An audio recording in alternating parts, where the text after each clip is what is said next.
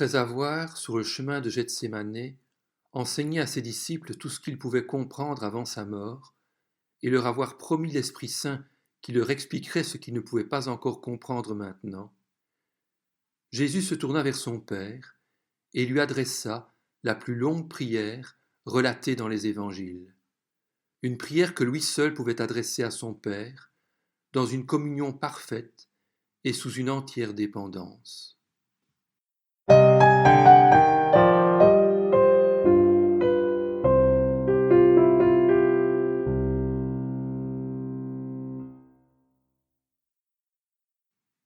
Sur le chemin de Gethsémané, Jésus pria non pour lui-même, mais pour les hommes, à qui il voulait faire connaître le Père, et en faveur de ses disciples, afin qu'ils soient gardés du malin et conduits par la vérité. Jésus leva les yeux au ciel et dit : Père, l'heure est venue. Glorifie ton Fils, afin que ton Fils te glorifie, selon que tu lui as donné pouvoir sur toute chair, afin qu'il accorde la vie éternelle à tous ceux que tu lui as donnés. Or, la vie éternelle, c'est qu'ils te connaissent, toi, le seul vrai Dieu, et celui que tu as envoyé, Jésus-Christ. Je t'ai glorifié sur la terre, j'ai achevé l'œuvre que tu m'as donnée à faire. Et maintenant, toi, Père, glorifie-moi auprès de toi-même, de la gloire que j'avais auprès de toi avant que le monde fût. J'ai fait connaître ton nom aux hommes que tu m'as donnés du milieu du monde. Ils étaient à toi, et tu me les as donnés, et ils ont gardé ta parole. Maintenant, ils ont connu que tout ce que tu m'as donné vient de toi. Car je leur ai donné les paroles que tu m'as données, et ils les ont reçues, et ils ont vraiment connu que je suis sorti de toi, et ils ont cru que tu m'as envoyé. C'est pour eux que je prie. Je ne prie pas pour le monde, mais pour ceux que tu m'as donnés, parce qu'ils sont à toi. Et tout ce qui est à moi est à toi, et ce qui est à toi est à moi. Et je suis glorifié en eux. Je ne suis plus dans le monde, et ils sont dans le monde, et je vais à toi. Père Saint, garde en ton nom ceux que tu m'as donnés, afin qu'ils soient un, comme nous. Lorsque j'étais avec eux dans le monde, je les gardais en ton nom. J'ai gardé ceux que tu m'as donnés, et aucun d'eux ne s'est perdu, sinon le fils de perdition, afin que l'écriture fût accomplie. Et maintenant je vais à toi, et je dis ces choses dans le monde, afin qu'ils aient en eux ma joie parfaite. Je leur ai donné ta parole, et le monde les a haïs, parce qu'ils ne sont pas du monde, comme moi je ne suis pas du monde. Je ne te prie pas de les ôter du monde, mais de les préserver du mal. Ils ne sont pas du monde, comme moi je ne suis pas du monde. Sanctifie-les par ta vérité. Ta parole est la vérité. Comme tu m'as envoyé dans le monde, je les ai aussi envoyés dans le monde, et je me sanctifie moi-même pour eux, afin qu'eux aussi soient sanctifiés par la vérité.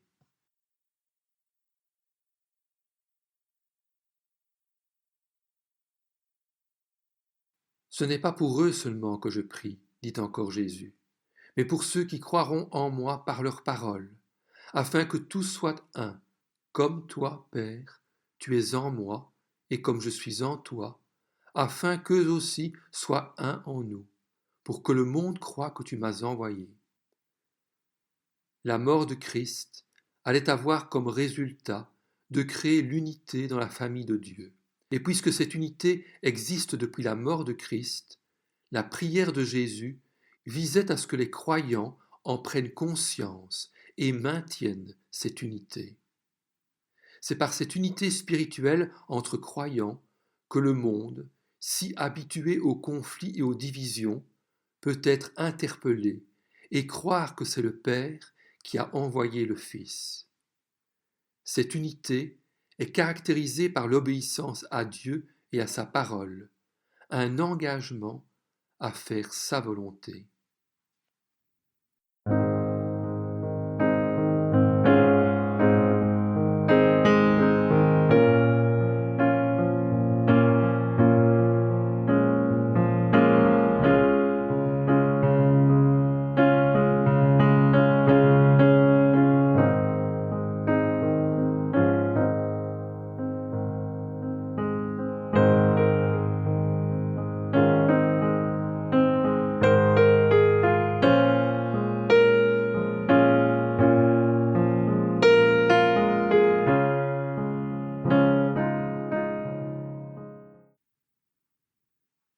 C'est par ces requêtes, faites au nom des croyants, que la prière que Jésus adressa à son Père allait s'achever.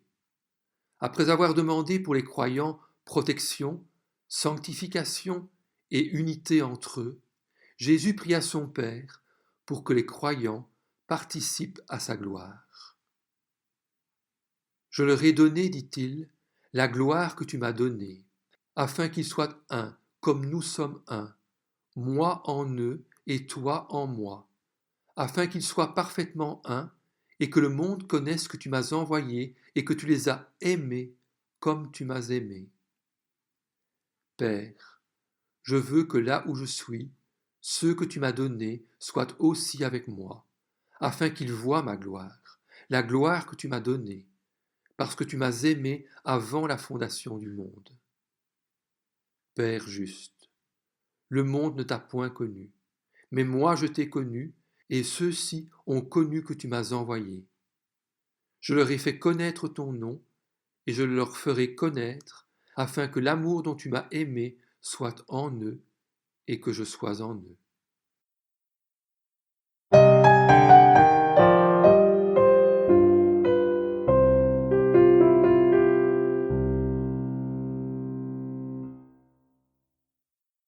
Jésus et ses disciples étaient maintenant entrés dans une oliveraie du nom de Gethsémané, le pressoir à huile, probablement une petite exploitation agricole fabriquant de l'huile d'olive à l'abri d'une grotte. Le lieu était familier à Jésus et à ses disciples, qui s'y rassemblaient quelquefois pour y bivouaquer le soir lorsqu'ils étaient à Jérusalem.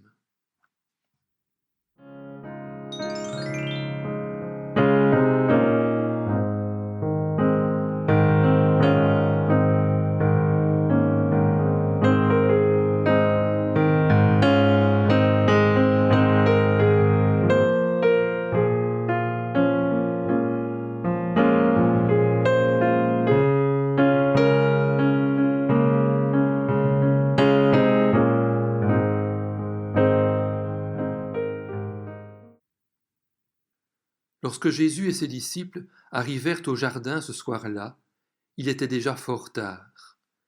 Jésus invita ses disciples à l'attendre. « Asseyez-vous ici, dit-il, pendant que je prierai. » Il prit avec lui Pierre, Jacques et Jean, et il commença à éprouver de la frayeur et des angoisses.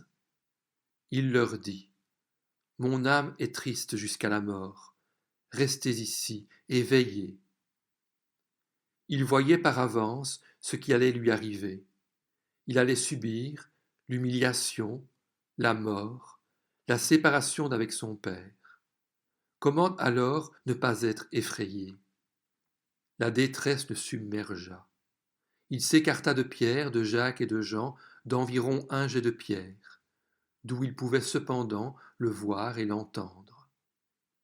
Mais il lui fallait être seul pour affronter son angoisse, seul en communion avec son Père. Il se mit à genoux et pria, avec cris, larmes et supplications, en disant : « Abba, si tu le veux, éloigne de moi cette coupe. » En appelant Dieu non pas Ab, qui signifiait père en araméen, mais Abba, qui voulait dire papa, Jésus utilisait une formule affective, à la fois tendre et respectueuse, exprimant sa relation unique avec Dieu. Il révélait aussi ici pleinement la fragilité de sa nature humaine. Jésus, en tant qu'homme, aurait préféré ne pas souffrir. Toutefois, il ne voulait pas, par ses paroles, se soustraire à la mort qui l'attendait. Il ne fit qu'exprimer avec sincérité ses véritables sentiments à son Père, tant il était angoissé. Il n'y avait pas de conflit entre le Père et le Fils, mais ce que l'Esprit désirait, l'homme le redoutait. Cependant, chez Jésus, la volonté humaine était toujours soumise à la volonté du Père.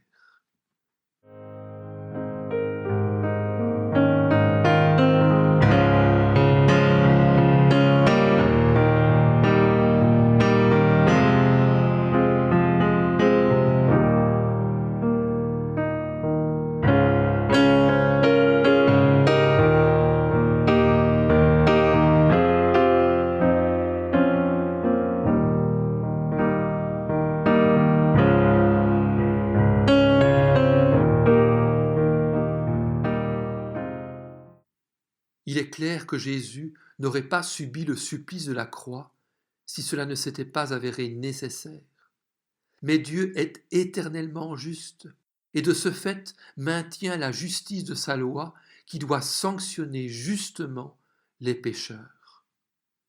Aussi, s'il désirait sauver les pécheurs de leur juste punition, cela devait se faire par le moyen d'un sacrifice expiatoire.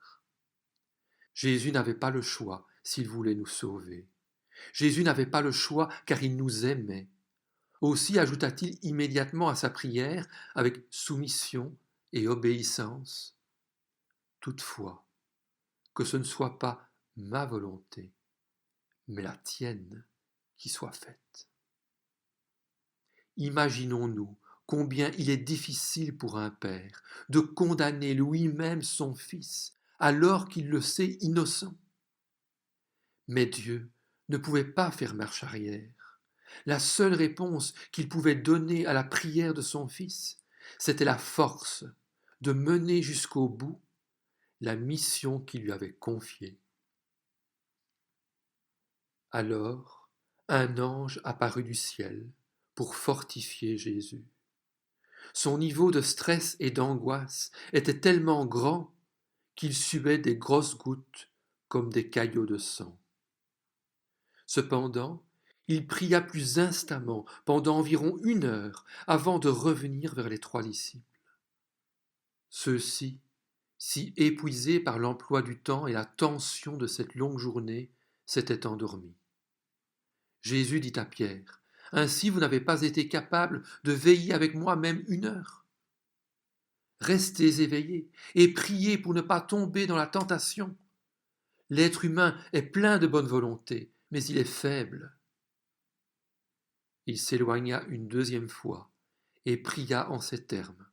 « Mon Père, si cette coupe ne peut pas être enlevée sans que je la boive, que ta volonté soit faite. » Il revint encore auprès de ses disciples et les trouva à nouveau endormis. Il ne pouvait pas garder les yeux ouverts. Jésus les quitta de nouveau, s'éloigna et pria pour la 3e fois en répétant les mêmes paroles. Puis il revint auprès des disciples et leur dit, « Vous dormez encore et vous vous reposez? Maintenant, l'heure est arrivée, et le Fils de l'homme va être livré entre les mains des pécheurs. Levez-vous, allons-y. Voyez, l'homme qui me livre à eux est ici. »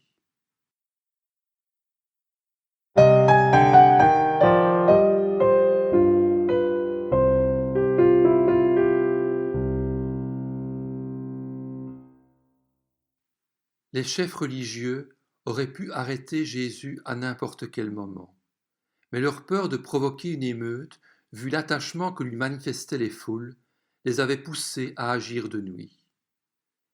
Cette nuit-là, sur le mont des Oliviers, campait une foule nombreuse.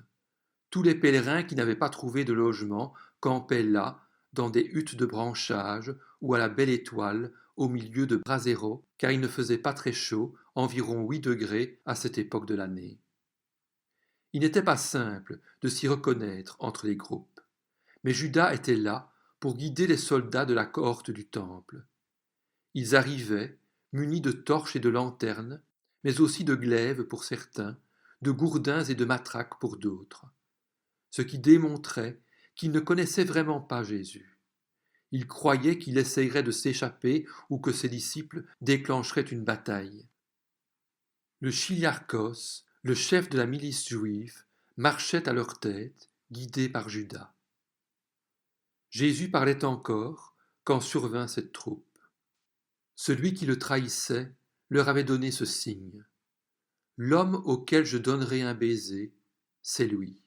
Arrêtez-le et emmenez-le sous bonne garde. » Aussitôt, Judas s'approcha de Jésus en disant « Salut, maître !» et il l'embrassa. C'était par ce geste chaleureux par lequel les hommes se saluaient que Judas, après avoir vécu 3 ans auprès de Jésus, le trahit pour la première fois ouvertement devant tous. Jésus lui dit, Judas, mon ami, c'est par un baiser que tu livres le Fils de l'homme. Mais Jésus, qui savait ce qui devait arriver, s'avança alors et leur dit, Qui cherchez-vous? Ils lui répondirent, Jésus de Nazareth. Jésus leur dit, C'est moi. Lorsque Jésus leur dit, C'est moi, ils reculèrent et tombèrent par terre. Il leur demanda de nouveau, Qui cherchez-vous? Ils dirent, Jésus de Nazareth. Jésus répondit, Je vous ai dit que c'est moi. Si donc c'est moi que vous cherchez, laissez partir ceux-ci. Il dit cela afin que s'accomplisse la parole qu'il avait prononcée, Je n'ai perdu aucun de ceux que tu m'as donnés. Voyant ce qui allait se passer, ceux qui entouraient Jésus lui dirent, Seigneur, frapperons-nous de l'épée? Et Simon-Pierre, qui portait un glaive, dégaina et frappa le serviteur du grand prêtre, auquel il trancha l'oreille droite. Le nom de ce serviteur était Malchus. La loyauté aveugle de Pierre était touchante, mais elle ne découlait pas de la compréhension du plan de Dieu. Son attaque contre Malchus était un acte de folie qui aurait pu le faire arrêter et le conduire à être crucifié également, si Jésus n'était intervenu en touchant l'oreille de Malchus et en le guérissant.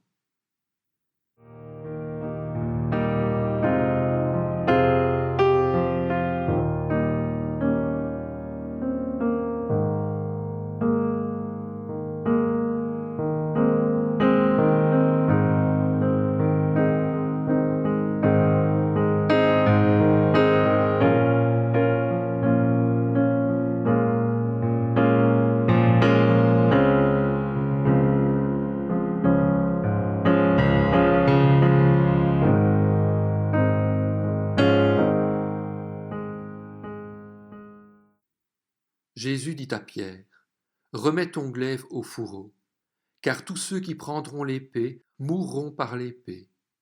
Penses-tu que je ne puisse pas faire appel à mon Père, qui me donnerait à l'instant plus de 12 légions d'anges? La coupe que le Père m'a donnée, ne la boirai-je pas?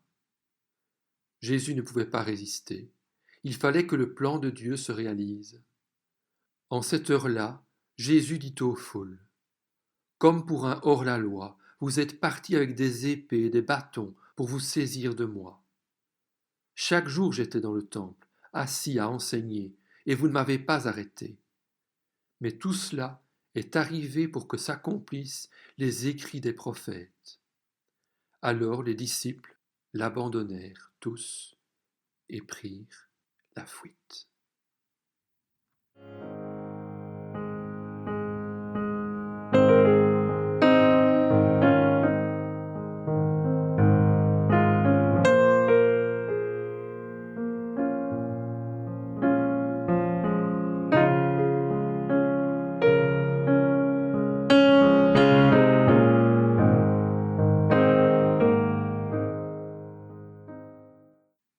La cohorte, le tribun et les huissiers des Juifs se saisirent alors de Jésus et le lièrent.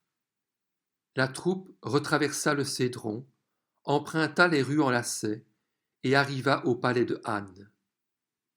Tous les disciples avaient fui, mais Pierre et Jean se retrouvèrent dans l'obscurité. Guidés par les lanternes et les flambeaux de la troupe, ils purent suivre de loin le prisonnier. Arrivé au palais de Anne, Jean, qui était connu du grand prêtre, entra sans difficulté.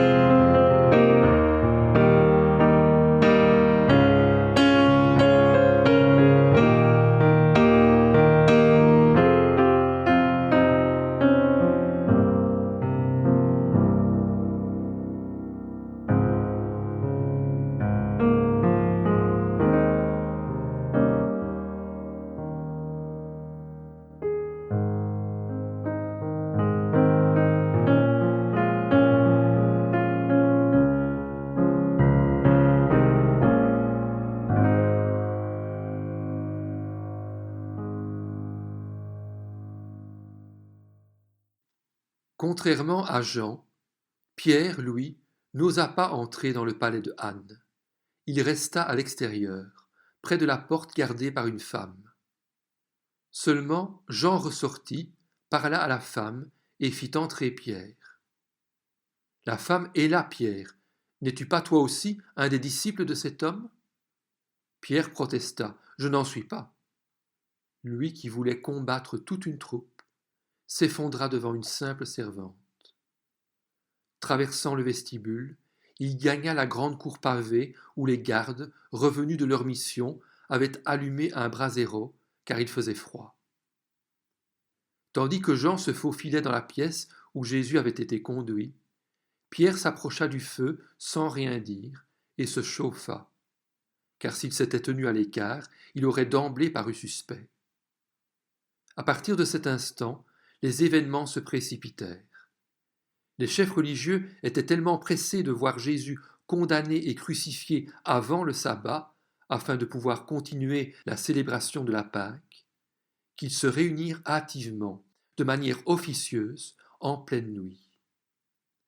Toutes les étapes du procès de Jésus jusqu'à sa crucifixion se dérouleraient en moins de 12 heures.